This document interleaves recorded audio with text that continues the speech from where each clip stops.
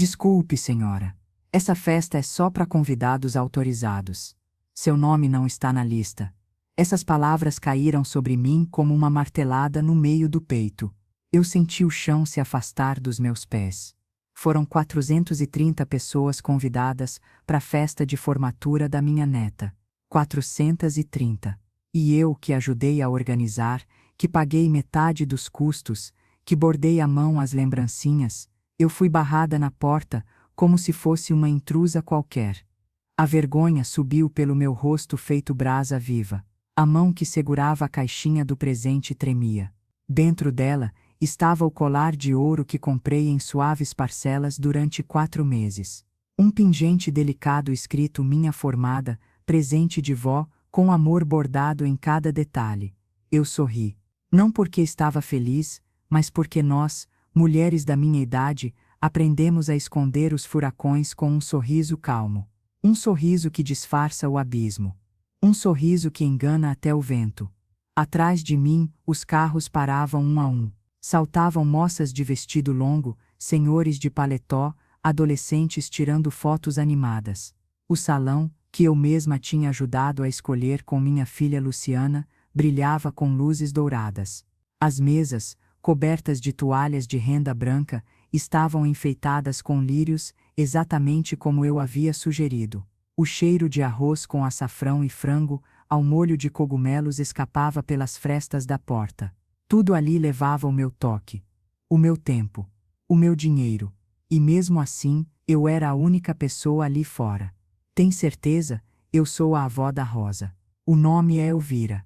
Elvira Barbosa. Falei com calma, tentando controlar a onda de humilhação que ameaçava me engolir. O porteiro, um rapaz jovem, evitava olhar nos meus olhos. Me desculpe mesmo, dona Elvira, tenho ordens rígidas. Só pode entrar quem tiver nome na lista. Ele passou o dedo nervoso sobre os nomes digitados numa folha plastificada. O meu não estava lá. Respirei fundo. Não queria chorar. Não na frente dele, não na frente dos curiosos, não naquele vestido vinho que Dona Cida sempre dizia que me deixava elegante. Olhei para dentro. Vi minha neta sorrindo, rodeada de amigos, parentes, colegas da faculdade. A música tocava alto. As taças de cristal, aquelas que eu mesma ajudei a comprar, tilintavam num brinde coletivo. E eu, a avó que carregou Rosa no colo quando Luciana trabalhava em 2 empregos, a que pagou as aulas de reforço, os livros, os materiais da faculdade, eu fui apagada da história. Senti uma lágrima escorrer, quente e teimosa. A mão segurando o presente já não conseguia mais disfarçar o tremor. Meus joelhos pareciam querer dobrar.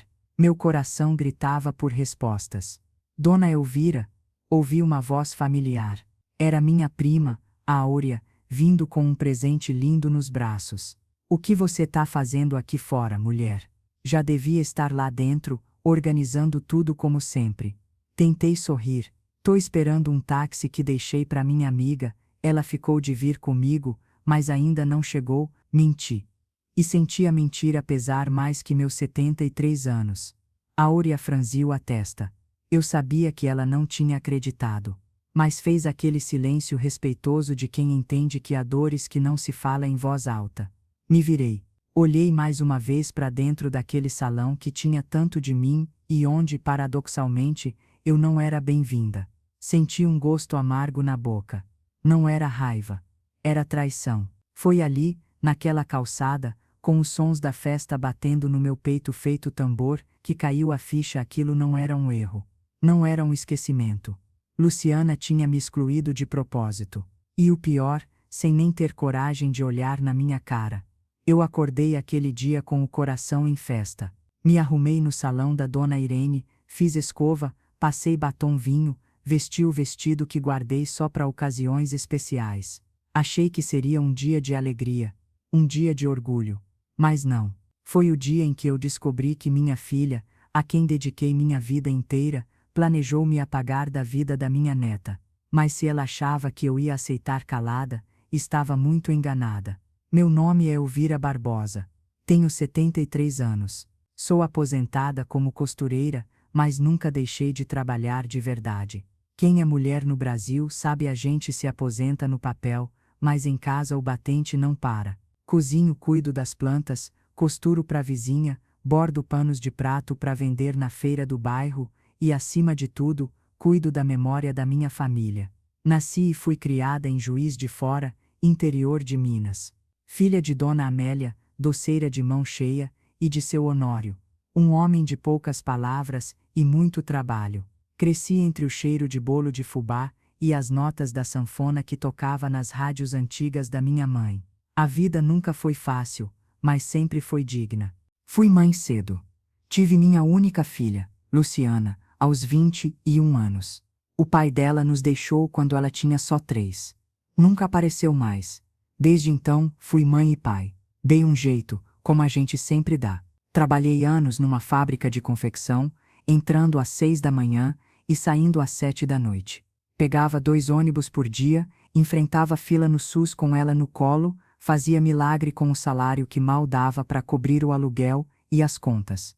Mesmo com tudo isso, nunca deixei faltar amor, comida quentinha e palavra firme. Luciana estudou em escola pública, mas eu me virava para pagar os livros e as excursões. Ela era esperta, determinada, e foi a primeira da família a entrar numa faculdade. Eu vibrei mais do que se fosse comigo. Me lembro como se fosse hoje do dia em que ela passou no vestibular. Chorei sozinha no banheiro, segurando um prato de arroz e feijão, porque finalmente tinha valido a pena. Depois veio a Rosa.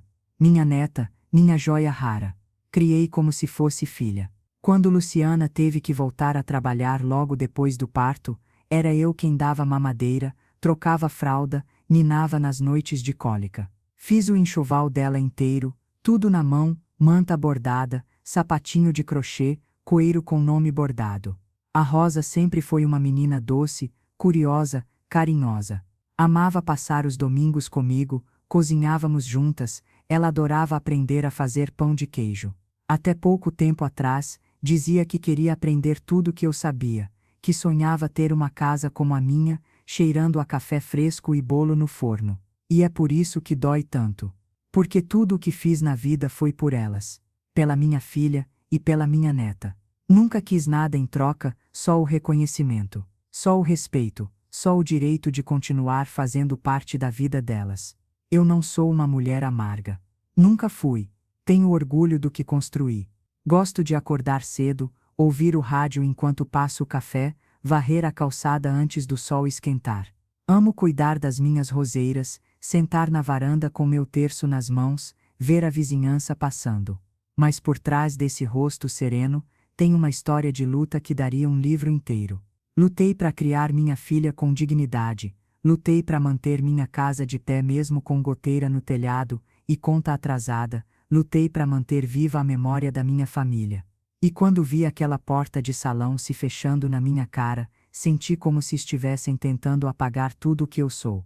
Como se, de repente, os anos que passei bordando histórias, costurando afeto, fossem descartáveis. Como se minha presença tivesse virado incômoda. Mas eu não sou mulher de aceitar calada.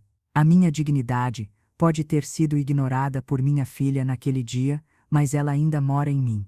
E foi ela que me segurou de pé naquela calçada, mesmo com o coração despedaçado. Antes de continuar essa história, quero te pedir uma coisa do fundo do coração, me conta de onde você está me ouvindo. Quero saber onde essa história está chegando, quem são as mulheres e os homens que, assim como eu, já enfrentaram a dor do esquecimento, da traição silenciosa. Me diga seu nome e sua cidade nos comentários aqui embaixo. Vai ser um prazer saber que você tá comigo nessa jornada. O povo costuma dizer que mãe é feita de ferro, mas não é não.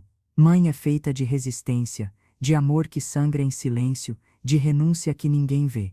E eu, Elvira Barbosa, fui moldada nesse barro. Meu passado é feito de panela vazia que virava sopa com o que tinha. De sapato furado escondido com papelão. De noite virada costurando o fardamento escolar para entregar no outro dia. Minha vida nunca teve luxo, mas teve coragem de sobra.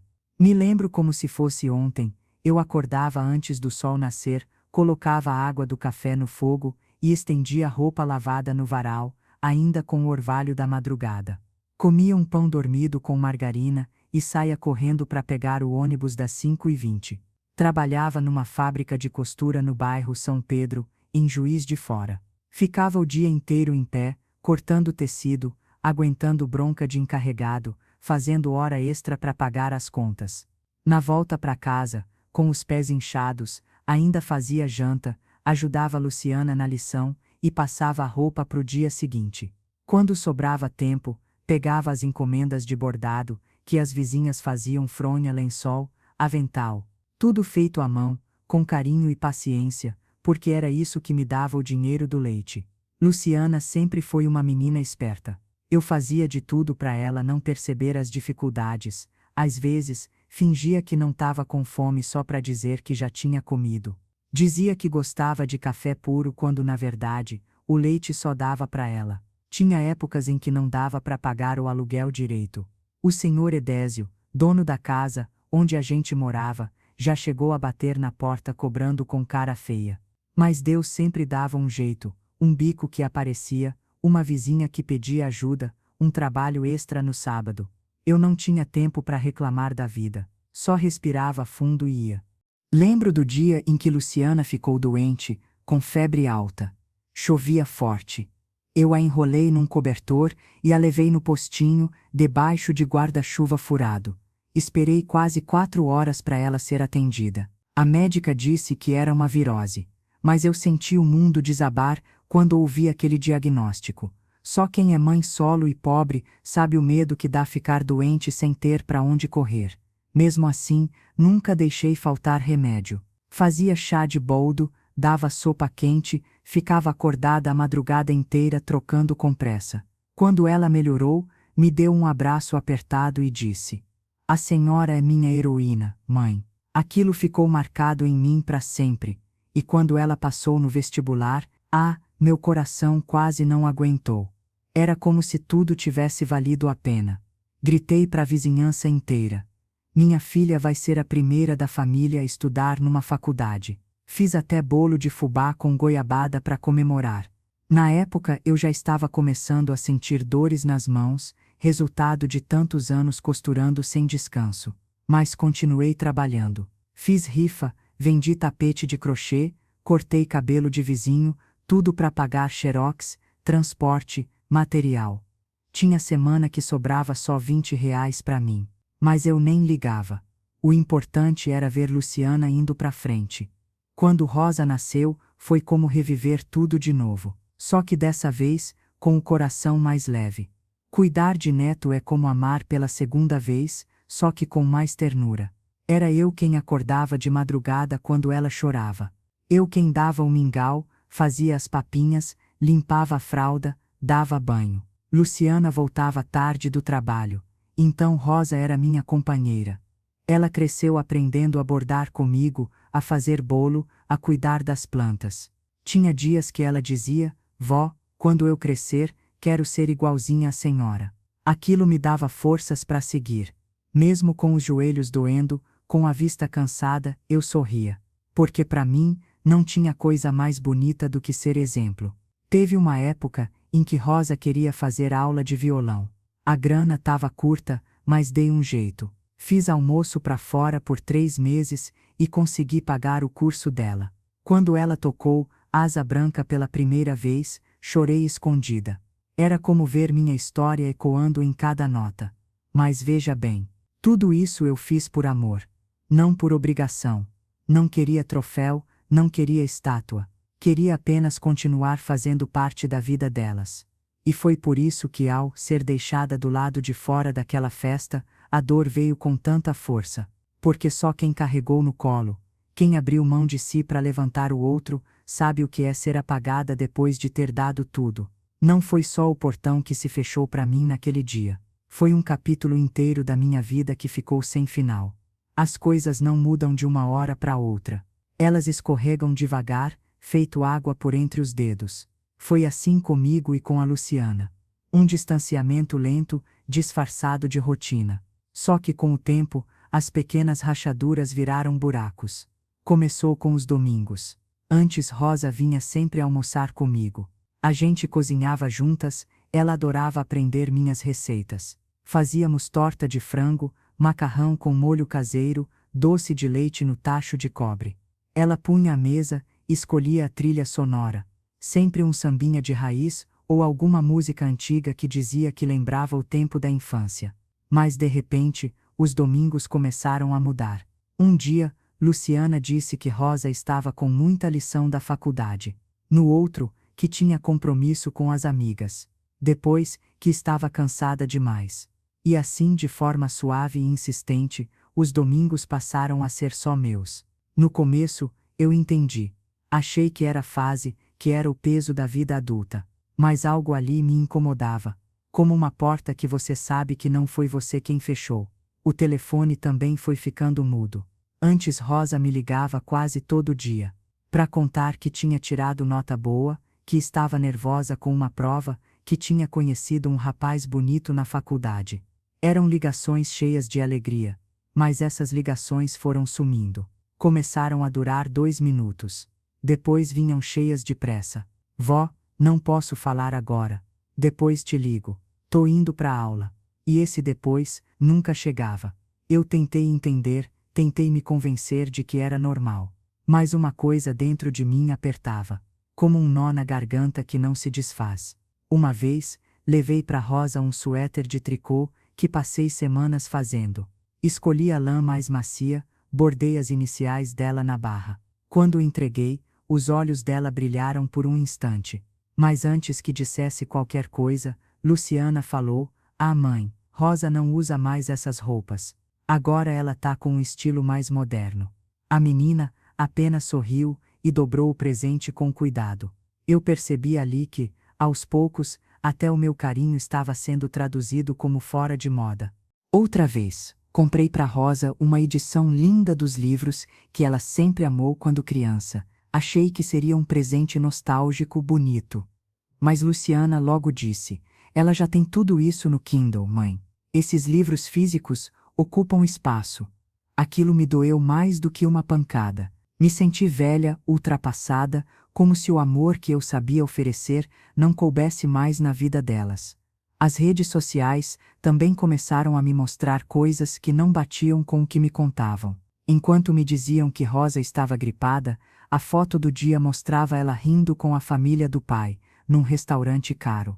Quando me diziam que não tinha comemoração de aniversário, lá estavam elas, cheias de balões, bolo e sorrisos. E eu, sozinha, em casa, com o bolo de chocolate que tinha feito achando que viriam. No aniversário de 20 anos de Rosa, preparei tudo com carinho. Fiz o pavê preferido dela, decorei a sala com bandeirinhas, comprei um vestido novo. Esperei. E esperei. Até que Luciana me ligou, dizendo que tinham mudado os planos de última hora, que resolveram comemorar só entre os mais próximos. Eu sorri pelo telefone, mas desliguei, e chorei em silêncio, sentada com o garfo na mão e o pavê intacto na mesa. Naquela altura, eu ainda acreditava que era exagero da minha cabeça. Ainda achava que talvez estivesse sendo sensível demais. Mas uma coisa me incomodava cada vez mais: a frieza de Luciana. Sempre que eu falava algo, ela corrigia. Sempre que eu oferecia ajuda, ela dispensava. Quando vinha aqui em casa, ficava no celular. Dizia que era a correria, que as coisas mudaram. Eu perguntava se estava tudo bem, e ela respondia com um "tá tudo ótimo" que parecia ter gosto de vinagre. O estopim, porém, veio no dia em que falei da formatura. Eu comentei: "Quero ajudar com a festa da Rosa, me avisa o que for preciso." Luciana sorriu, mas era aquele sorriso dela que já não dizia nada. "Pode deixar, mãe. A senhora sempre ajuda muito." Ela me contou que estavam escolhendo o salão, que talvez fosse aquele lá no centro, com lustre de cristal e buffet chique. Eu ofereci parte do meu dinheiro guardado, disse que queria dar o presente da formatura. "Claro, mãe. Imagina. Você vai ser essencial nisso tudo." Marcamos de ir juntas ver o local. Provei o cardápio, sugeri as flores. Ela concordou com tudo, dizia: "Você entende dessas coisas, né, mãe?" Me senti útil. Me senti vista. Mas tudo aquilo era só teatro. Nos bastidores, algo mais cruel se armava. Algo que eu ainda não sabia, mas que já estava em andamento. Na semana seguinte, comecei a notar uma diferença nos olhares. Luciana passou a evitar meus olhos, Rosa parecia hesitante perto de mim. Havia uma distância invisível, mas palpável. Como se minha presença causasse desconforto. Foi numa tarde, enquanto tomávamos café, que Luciana soltou uma frase seca, como quem derruba uma xícara sem querer: "Mãe, acho que a senhora podia descansar um pouco. Não precisa se preocupar tanto com esses preparativos. A Rosa tá numa fase mais independente." Fiquei muda. Senti como se me empurrassem devagar para fora da história. Como quem fecha a porta sem bater, mas fecha. Eu respondi apenas: "Tá bom, filha. Qualquer coisa me chama." Mas dentro de mim, uma pergunta começou a ecoar: por que estão me afastando? Naquele momento, eu não sabia ainda. Mas aquela formatura seria o palco da maior decepção da minha vida. E esse afastamento sutil, silencioso, era só o começo do plano que estava sendo montado pelas minhas costas. Tem coisas que a gente sente antes de saber. Intuição de mãe, de avó, de mulher calejada. Eu já pressentia que alguma coisa estava errada, mas foi quando comecei a ouvir, com meus próprios ouvidos, que a ficha caiu. A primeira vez foi sem querer. Eu estava na casa da Luciana para levar um bolo de milho que Rosa sempre gostou. Bati palmas no portão, e ninguém respondeu. Mas o portão estava encostado, e como sempre entrei. Era costume nosso. Entrei, e fui até a cozinha. Foi ali que ouvi a voz da Luciana, no telefone, falando baixo. Ela insiste em participar. Mas eu já dei um jeito de mantê-la fora da lista. Rosa nem vai perceber. Vai ser melhor assim. Menos constrangimento. Eu congelei. Meu coração parou. Me escondi atrás da porta da cozinha, sem respirar. Aquilo era sobre mim. Não podia ser outra pessoa. Ela era eu. Naquela hora, meu mundo girou. Senti um gosto amargo na boca, como se tivesse mordido fel. Saí de fininho, sem fazer barulho. Deixei o bolo em cima da mesa do quintal, e voltei para casa com as pernas tremendo. Não chorei. Ainda não. Mas dentro de mim, algo se partiu. No dia seguinte, fui confirmar com o porteiro do salão se meu nome constava na lista de convidados. Inventei que precisava verificar um detalhe das flores. Ele me entregou a lista impressa. Era uma folha grande, cheia de nomes. Passei o dedo com calma, li uma vez, 2, 3. Nada. Meu nome não estava ali. Voltei para casa devagar. O corpo caminhava, mas minha cabeça parecia flutuar. Era como se tudo fosse um pesadelo e a qualquer momento eu fosse acordar. Naquela noite, sentei no sofá da sala, com o álbum de fotos da Rosa no colo. Fui folheando devagar. Tinha foto do batizado, da primeira comunhão, dos aniversários. Eu com ela no colo, com ela no parquinho, com ela de uniforme indo para a escola. Cada página uma prova do amor que eu sempre dei. E agora, eu era tratada como um peso, como alguém que atrapalha. Como se meu amor fosse uma vergonha que elas queriam esconder. Na semana seguinte, outra ferida se abriu. Era aniversário da tia Lourdes, irmã do meu falecido marido. Uma senhora já de idade, muito querida por todos. Ela me ligou para agradecer o presente que mandei, e disse, com a maior naturalidade: "Elvira, que bom que Rosa apareceu na festinha surpresa. Tava linda com aquele vestido azul que combinava com os olhos dela. Você viu?" Eu gelei. "Que festa, Lourdes, não sabia que teve comemoração." "Ué, Luciana disse que você estava gripada, por isso não foi." "Gripada? Eu nunca tive sequer um espirro naquela semana." Mais uma mentira. Mais um evento em que me apagaram com uma desculpa esfarrapada. E como essa, vieram outras. Aos poucos, parentes e amigos vinham me contar histórias com pedaços que eu não sabia. "Você não foi naquele almoço? Pensei que estivesse em tal reunião de família. Luciana disse que você preferiu descansar." Tudo mentira. E por trás de cada mentira, um pedaço da minha presença sendo arrancado da história da Rosa. Cheguei a ligar para Rosa, certa noite, com o coração apertado. Queria ouvir da boca dela, queria entender se ela sabia. Ela atendeu com a voz mansa como sempre: "Oi, vó. Que saudade. Como você tá?" "Tô bem, minha flor. Tava com saudade de você. Você anda sumida." Ela hesitou um segundo, depois respondeu: É que mamãe disse que a senhora tá meio ocupada, que tava cansada. E eu não quis incomodar. Aquilo me atingiu feito faca no peito. Cansada, ocupada, eu que vivia esperando uma ligação, uma visita, uma mensagem, eu que passava horas na varanda, olhando a rua na esperança de ver ela dobrando a esquina com aquele sorriso doce. Nunca me incomoda, minha menina, respondi, com a voz falhando. A casa da vó sempre vai ser sua. Sempre. Eu sei, vó. Me desculpa. Vou dar um jeito de ir te ver logo. Tô com saudade da sua comida, mas ela não veio. Passaram-se dias. Sem notícias. O que me matava por dentro era a dúvida: será que Rosa estava sendo manipulada? Será que ela sabia da exclusão? Ou será que estava apenas reproduzindo o que Luciana dizia, sem perceber? Até que veio o golpe final. A compra do vestido de formatura. Rosa havia me prometido que seria eu quem iria com ela. Sempre foi assim, eu ajudava a escolher o vestido da festa junina, o da formatura da escola, até mesmo da apresentação do coral. Era nosso ritual. Escolher, provar, rir no provador, tomar um suco depois. Era nosso momento de laço. Mas naquele sábado, vesti minha roupa, fiz um lanche para levar, passei perfume. Esperei até meio-dia, o horário que tínhamos combinado.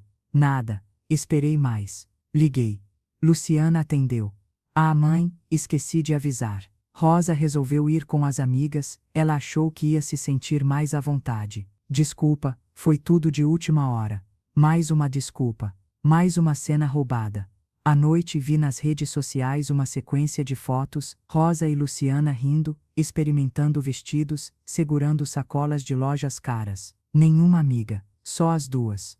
O chão se abriu de novo. Meu peito doía como se tivesse levado um soco. Naquele momento entendi. Luciana estava me apagando da vida da minha neta aos poucos. Me apagando com elegância, com sutileza, com justificativas que pareciam gentis, mas que no fundo, escondiam um plano frio, calculado, de me empurrar para fora da vida delas. Não era descuido. Não era desorganização. Era um afastamento planejado. E eu precisava entender por quê. Naquela noite, depois de ver as fotos da Rosa com a Luciana experimentando vestidos, eu me recolhi em silêncio. Me sentei na poltrona da sala, aquela que fica perto da janela, com o rádio desligado, as luzes apagadas. Fiquei ali, no escuro, com o coração apertado e as mãos geladas. A dor que senti não era só da exclusão. Era o peso de perceber, finalmente, que minha filha estava me apagando da vida dela e da minha neta. Sabe aquela sensação de estar viva, mas não existir? Era isso. Eu respirava, mas era como se não estivesse mais presente na memória de quem mais amei. Passei anos dando tudo de mim por elas. Meus dias, meus sonhos, meu corpo, meu dinheiro. E agora, sentia que tinha virado um fardo, um obstáculo que precisava ser removido. Me doía principalmente pensar na Rosa. Porque eu nunca pedi nada em troca.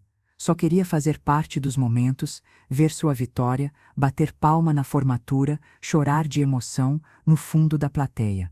Mas ali, com aquelas fotos estampadas nas redes sociais, com ela sorrindo ao lado da mãe, minha filha, percebi que minha presença não era mais considerada importante. Lágrimas começaram a escorrer. No começo devagar, depois vieram com força, como se quisessem levar embora toda a mágoa. Chorei com o rosto escondido nas mãos, chorei até sentir o corpo doer. Não chorei de raiva, chorei de abandono. Me senti pequena, tão pequena quanto nos tempos em que eu ia sozinha pro hospital, com febre, porque não tinha quem me acompanhasse. Tão pequena quanto na infância, quando queria ser vista por minha mãe, que mal tinha tempo de me olhar entre um serviço e outro. Mas dessa vez foi diferente, porque a dor não vinha de fora, vinha de dentro. Vinha da traição silenciosa de quem eu carreguei no ventre, embalei no colo, protegi do mundo. Levantei cambaleante e fui até meu quarto.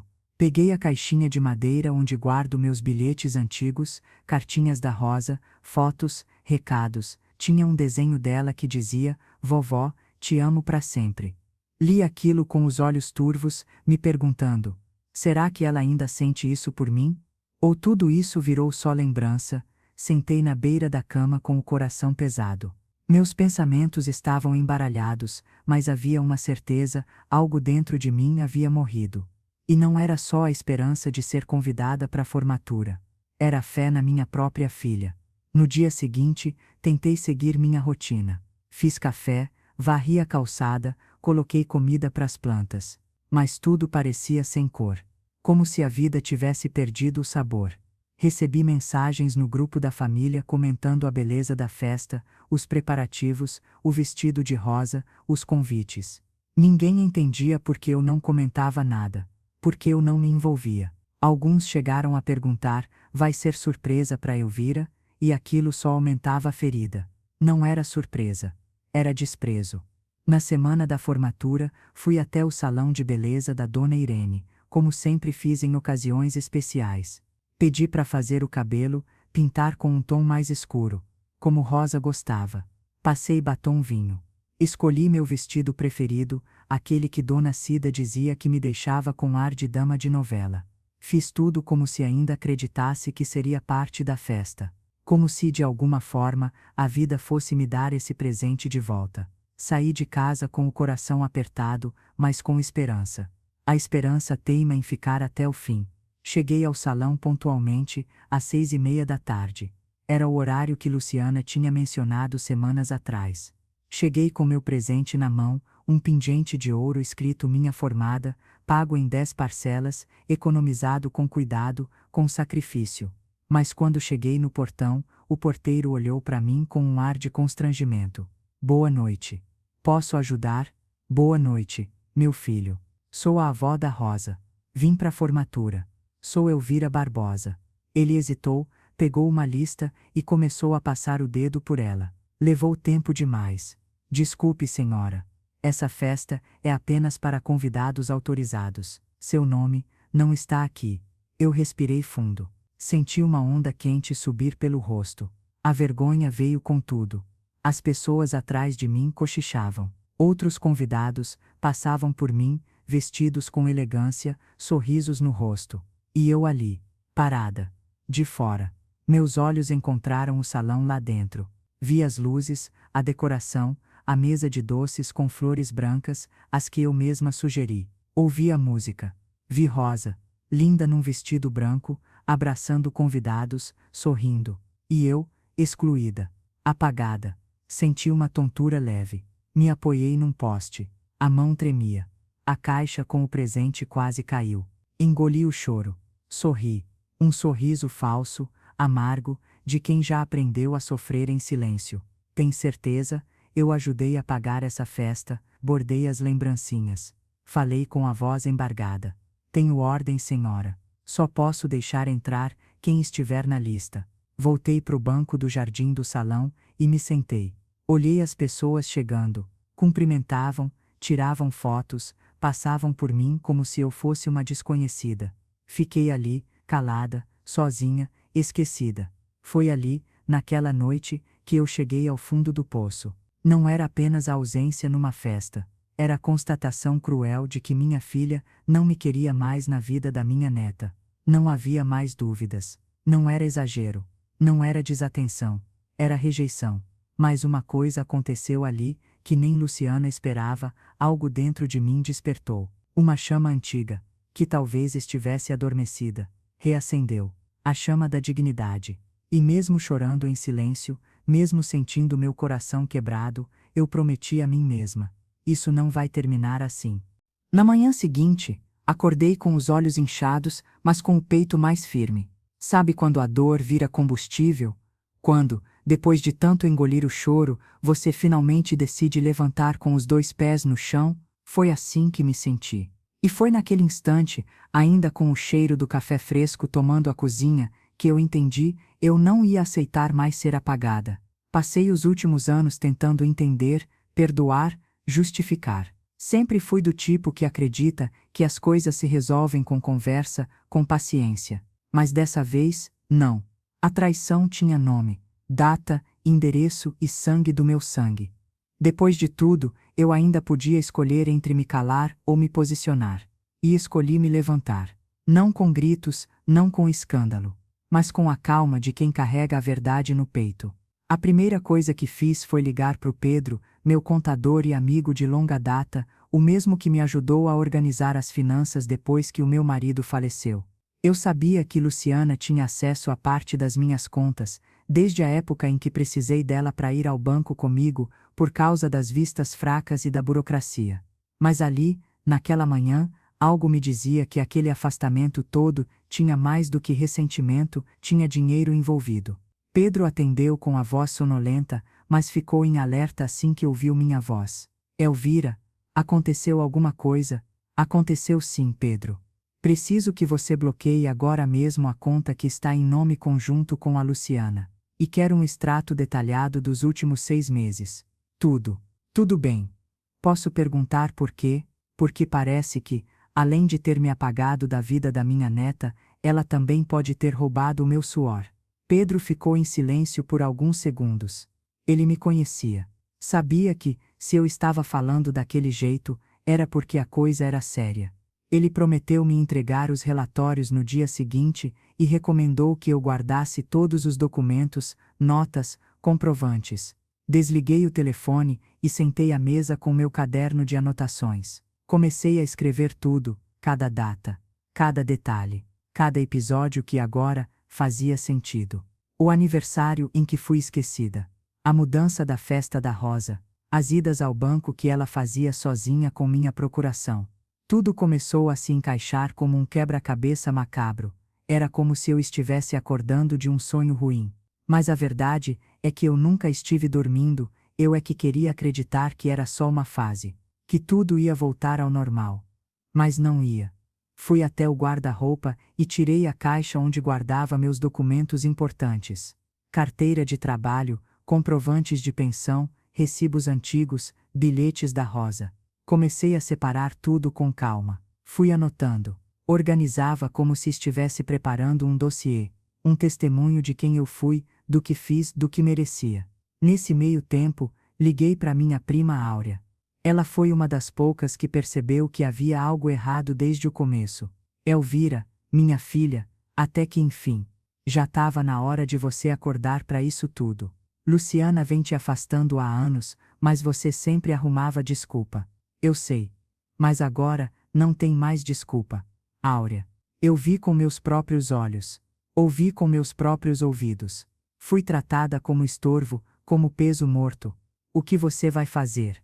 O que uma mulher digna faz? Me levantar e contar a verdade. Passei o restante da semana investigando com olhos de lupa. Revirei mensagens no celular. Imprimi conversas. Escaneei e-mails. Até a vizinha Maria, que viu Luciana entrar na minha casa num dia em que eu estava fora, veio conversar comigo. Dona Elvira, a senhora me desculpe me meter, mas aquele dia, sua filha saiu daqui com uma caixa. Parecia com pressa. Achei estranho, mas não quis julgar. Aquilo acendeu um alarme dentro de mim. Fui direto até a cômoda do meu quarto. A gaveta do fundo, onde eu guardava as joias que foram da minha mãe e da minha sogra, peças simples, mas com valor sentimental imenso. Um par de brincos de ouro, uma pulseira de corrente grossa e o colar com o pingente da Rosa que dei à minha neta quando ela fez 15 anos. Estavam faltando. Ali, com o coração disparado, entendi, Luciana não queria só me apagar emocionalmente. Ela estava limpando tudo que representava meu legado. Mas eu não sou mulher de se render fácil. Naquela mesma tarde, procurei um advogado. Valentim Ortiz. Indicação de uma amiga antiga da igreja. Um homem sério, direto, respeitoso. Contei tudo, desde o afastamento emocional, até os detalhes financeiros. Ele ouviu com atenção, fez perguntas objetivas e ao final, disse: Dona Elvira, se tudo isso se confirmar com os extratos e os testemunhos, a senhora tem um caso grave nas mãos. Fraude, abuso de confiança, apropriação indevida, talvez até tentativa de estelionato. Eu engoli em seco. Nunca imaginei na vida ter que processar minha própria filha. Mas àquela altura, não era mais só questão de justiça. Era questão de respeito próprio. Eu quero que ela devolva o que é meu. Quero que saiba que eu não sou burra. Que eu vi, que eu senti, e que eu reagi. Valentim sorriu com os olhos. Acho que admirou minha força, mesmo naquele momento de fragilidade. E quanto à sua neta? Ah, Rosa, o ponto mais sensível do meu coração. Ela vai saber da verdade, mas não pela boca da mãe, vai ser por mim. E quando souber, vai poder escolher com quem ela quer estar. Não vou disputar amor, mas não vou permitir que a história seja contada com a minha parte omitida. Naquela noite, pela primeira vez em muito tempo, dormi com o coração firme. Não leve. Ainda doía, mas era uma dor diferente. Era uma dor que empurrava para frente, que dizia: levanta, Elvira. Ainda dá tempo de resgatar o que é seu. E ali, no escuro do meu quarto, olhando as fotos antigas penduradas na parede, fiz uma promessa para mim mesma: eu vou recuperar meu lugar. Nem que seja a última coisa que eu faça. No domingo seguinte, acordei antes do sol nascer. O céu ainda estava escuro, mas dentro de mim havia uma luz que eu não sentia fazia tempo, a luz da decisão. A mesma luz que me guiava nos tempos difíceis, quando eu precisava sair às 4 da manhã para pegar o ônibus rumo à fábrica. A luz que dizia: você não está sozinha, Elvira. Você tem a verdade. E com a verdade, a gente vai até o fim. A essa altura, eu já tinha tudo o que precisava. Pedro, meu contador, trouxe os extratos bancários detalhados. O que eu temia se confirmou. Desde janeiro, Luciana vinha fazendo retiradas sistemáticas da minha conta. Pequenos valores, sempre em dias que coincidiam com alguma desculpa. Rosa ficou doente. Precisamos pagar um cursinho, o carro quebrou. Cada mentira, uma retirada. Cada desculpa, um desvio. E não parava por aí. Descobrimos uma transferência única, vultosa, no valor de R$ 47.000, feita para uma conta no nome da Luciana. Quando Pedro rastreou o destino do dinheiro, descobriu que parte foi usada no aluguel do salão da festa, outra para comprar joias novas, provavelmente para substituir as que ela pegou da minha gaveta, e uma terceira para um pacote turístico para ela e o marido. Um presente para comemorar a nova fase da Rosa, segundo um post deles nas redes sociais. Eu tremi, mas não de raiva, de firmeza. Pedro organizou todos os extratos, destacando as datas, os valores e os trechos das conversas por mensagem que coincidiam com os saques. Valentim, o advogado, montou um dossiê completo, com todas as provas, e adicionou o depoimento da vizinha Maria, que viu Luciana entrar na minha casa sem permissão no dia em que eu estava no banco. Também anexamos fotos dos compartimentos violados no meu quarto, e a lista das joias que sumiram. Estava tudo pronto, mas eu sabia que, antes de envolver juiz à audiência, eu precisava olhar nos olhos dela. Precisava dar a Luciana uma chance de se explicar. E mais importante, dar a Rosa a verdade completa, vinda de mim, sem distorções, sem manipulações. Foi então que decidi organizar um jantar. Não um jantar de família comum, um jantar de acerto de contas. Liguei para Luciana numa quinta-feira. Filha, queria convidar você e Rosa para jantar aqui em casa domingo. Tem muito tempo que não nos sentamos todas juntas. Quero conversar. Ela hesitou por um momento, como se tentasse adivinhar se havia algo por trás. Mas respondeu com a voz doce de sempre: claro, mãe. Pode deixar. A gente leva sobremesa, não precisa. Já tá tudo planejado. Desliguei, e meu coração começou a bater acelerado. Não de medo, mas de expectativa. Era chegada a hora de expor a verdade. E eu não ia fazer isso com gritos. Ia fazer com calma, com documentos, com memória, com dignidade. Como só uma mulher vivida e cansada de ser silenciada é capaz de fazer. Passei os dias seguintes preparando cada detalhe. Imprimi as conversas com Luciana no WhatsApp. Coloquei todas as fotos dos momentos em que fui excluída: o aniversário da Rosa, a festa de formatura, o almoço em família que esqueceram de me chamar. Cada página com uma legenda à caneta: aqui eu já não fazia mais parte. Neste dia eu estava sozinha em casa. Essa festa, eu ajudei a pagar, mas não fui convidada. Coloquei tudo em uma pasta vermelha. Vermelha como a vergonha que ela deveria sentir. Na manhã do domingo, acordei cedo, e fui à feira comprar os ingredientes preferidos da Rosa: quiabo, arroz com alho e uma torta de frango cremosa que ela amava. Preparei a casa com carinho. Lavei a toalha de mesa de crochê que fiz para ela quando era pequena. Tirei do armário os pratos de porcelana que só usava em datas especiais. Na mesa do canto, deixei a pasta vermelha, discreta, sem alarde, mas visível. Às 5 da tarde, elas chegaram. Rosa veio saltitante, como sempre, me abraçou apertado, me chamou de vozinha. Eu quase chorei ali, mas me segurei. Luciana chegou sorridente, como quem tenta manter as aparências. Que cheirinho bom, mãe. Ela disse, olhando ao redor. Hoje é uma noite especial. Vamos comer e conversar. Como nos velhos tempos, respondi, com um sorriso sereno.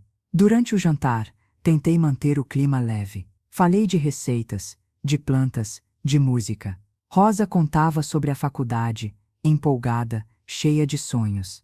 Luciana evitava me encarar diretamente. Ela sabia.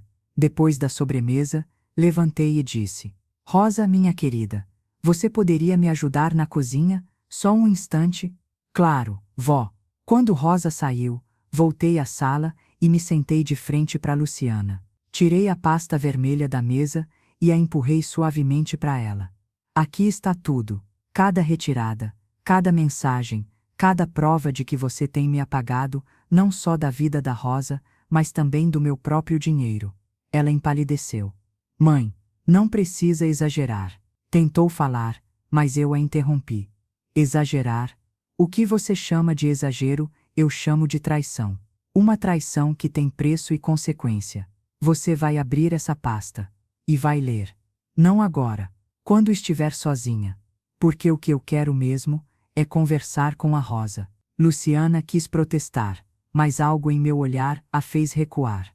Ela entendeu que a mulher diante dela não era a mãe que ela acostumou a manipular. Era uma mulher que voltou a ocupar seu lugar. Naquela noite, depois que elas foram embora, fiquei sentada na sala com o coração ainda disparado. Mas estava em paz. Eu tinha feito o que precisava ser feito. E agora, a próxima parte da história iria depender da escolha de cada uma. Na segunda-feira seguinte ao jantar, o silêncio pairava no ar como uma nuvem pesada prestes a desabar. Eu sabia que, depois daquela noite, as coisas não voltariam a ser como antes. Nem deveriam. O que estava feito não podia ser desfeito. Mas a verdade, a verdade tem um jeito bonito de fazer justiça. Ela não precisa de grito, nem de escândalo. Ela apenas aparece. E quando aparece, muda tudo. No início da tarde, meu celular tocou. Era um número desconhecido. Atendi com cautela. Dona Elvira. Aqui é do escritório do Dr. Valentim. Sua filha entrou em contato hoje cedo. Ela marcou uma reunião com o doutor para amanhã, às 10 da manhã. E disse que pretende devolver todos os valores mencionados na notificação. Respirei fundo. Não senti alívio. Senti confirmação. Luciana tinha lido a pasta. Tinha visto com os próprios olhos as provas. Sabia que não havia mais saída elegante. A máscara tinha caído. Ela tentou me excluir da vida da Rosa e, ao mesmo tempo, aproveitou da minha confiança para me arrancar o pouco que juntei com tanto suor. Mas agora, estava diante do espelho. E a imagem que viu não era nada bonita. No fim da tarde, o portão da minha casa se abriu com um rangido lento. Olhei pela janela e vi Rosa, de blusa simples e calça jeans, com os olhos vermelhos. Ela entrou devagar, como se pisasse em campo minado. Vó, posso falar com a senhora? Assenti, sentando-me na varanda. O sol se escondia por trás das árvores, e o cheiro de café recém-passado ainda pairava no ar. Rosa se sentou ao meu lado, tirou da bolsa uma caixinha. Era o pingente de formatura. O mesmo que eu havia tentado entregar no dia da festa, mas que ficou guardado comigo. Ela o pegou com as duas mãos e olhou fixamente. A mamãe me contou tudo. Mostrou a pasta. Confesso que, no começo, fiquei sem chão. Não queria acreditar. Mas quando ela mesma confirmou, quando vi os extratos, as mensagens, vó me perdoa. Ela começou a chorar. Um choro sincero, rasgado, cheio de arrependimento. Eu nunca quis te machucar. Eu fui me afastando sem perceber. Achava que era normal, que era parte da vida adulta. Mas agora, eu vejo. A senhora sempre esteve lá por mim. Sempre. E eu deixei que te tirassem da minha vida sem lutar por você. Meus olhos também se encheram de lágrimas. Mas eu precisava manter a voz firme. Rosa, minha neta, eu não guardo raiva. Guardo memória. E minha memória sabe tudo o que eu fiz por você. Cada madrugada de colo, cada oração pedindo sua proteção. O amor de vó não se desfaz. Mas a confiança, essa precisa ser reconstruída. Ela assentiu, me abraçando com força. Ficamos ali, em silêncio, como nos velhos tempos, quando ela se deitava no meu colo para ouvir histórias. Na manhã seguinte, fui com Valentim ao escritório. Luciana chegou pouco depois. Estava abatida, os cabelos presos num coque apressado, sem maquiagem, diferente da mulher altiva de semanas atrás. Ela entrou na sala sem me olhar nos olhos. Dona Elvira, começou o advogado dela. Sua filha está disposta a firmar um acordo. Já providenciou a devolução integral do valor retirado indevidamente com correção. Também devolverá as joias desaparecidas ou indenizará a senhora, conforme o laudo de valor sentimental que fornecemos. Valentim me olhou, esperando minha resposta. Aceito, disse, com a calma de quem sabe o próprio valor. Mas quero deixar claro que isso não é perdão. Isso é justiça. Perdão. Isso ela ainda vai ter que conquistar. Luciana abaixou a cabeça. Quando terminou a reunião, ela veio até mim. Mãe, eu errei feio.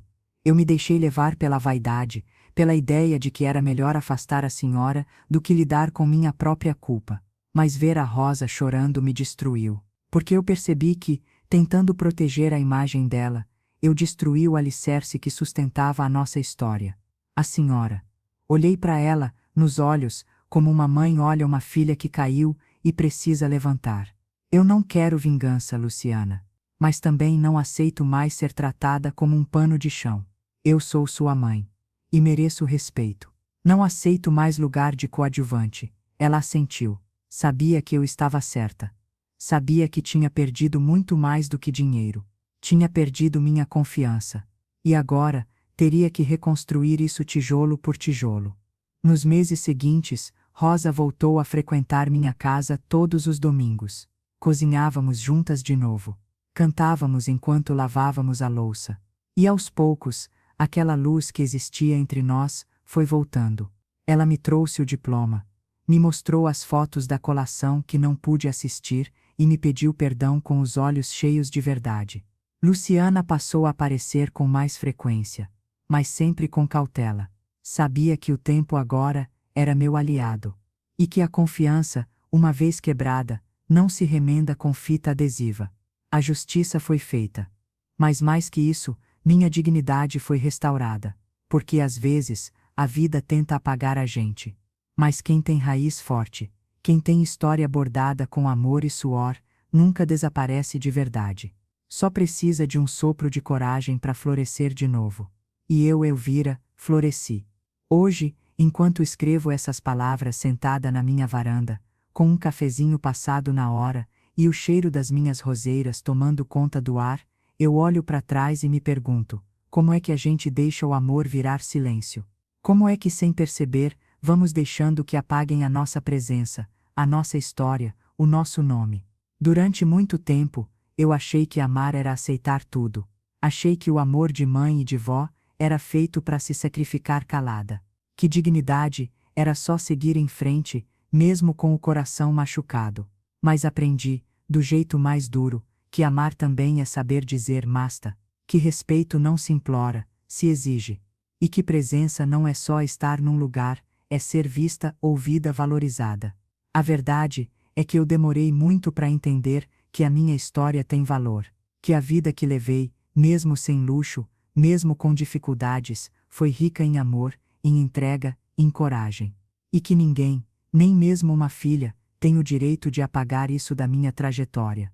O que fizeram comigo não foi só um esquecimento. Foi uma tentativa de reescrever minha importância, de tirar meu nome do que eu ajudei a construir com tanto sacrifício.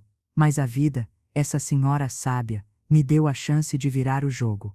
Me deu forças para levantar, olhar nos olhos da minha filha e dizer: aqui está uma mulher que merece respeito. Hoje, A Rosa voltou a ser minha neta como sempre foi presente, carinhosa, atenta. Ela entendeu que o amor não mora em festas luxuosas, mas nas tardes simples, nas mãos enrugadas, que já prepararam 1000 receitas, no colo que acolheu suas dores de infância. E isso, ninguém mais pode tirar de mim. Luciana, bem, ela ainda está no processo. Ainda tem um caminho longo para trilhar dentro de si mesma. Mas agora, ela sabe que eu não sou mais aquela mãe que se encolhe. Eu me reconstruí, me reposicionei. E não aceito menos do que mereço. Não é fácil chegar aos 73 anos e descobrir que ainda há tanto o que aprender, tanto o que defender, tanto o que reconstruir. Mas é possível. Sempre é. E se eu puder deixar uma mensagem para você que está aí, do outro lado dessa história, é esta: não deixe que apaguem quem você é. Não permita que confundam silêncio com fraqueza. Você tem valor. Você tem história. E você merece ser vista. Se você já passou por algo parecido, se já se sentiu invisível, esquecida, diminuída por quem você mais amou, saiba, você não está sozinha. Tem uma legião de mulheres como nós, que também lutam para manter sua dignidade em pé, mesmo depois de tantas quedas. E eu quero ouvir você. Me conta aqui nos comentários: você já viveu algo assim? Já se sentiu apagada por alguém da sua própria família? Já teve que lutar para ser respeitada dentro da sua própria casa? Sua história importa. Sua voz pode inspirar outras mulheres. Juntas, a gente se fortalece. E não esquece, curta esse vídeo, se inscreva no canal e compartilhe essa história com outras mulheres que precisam lembrar do próprio valor, porque juntas a gente não só sobrevive, a gente floresce.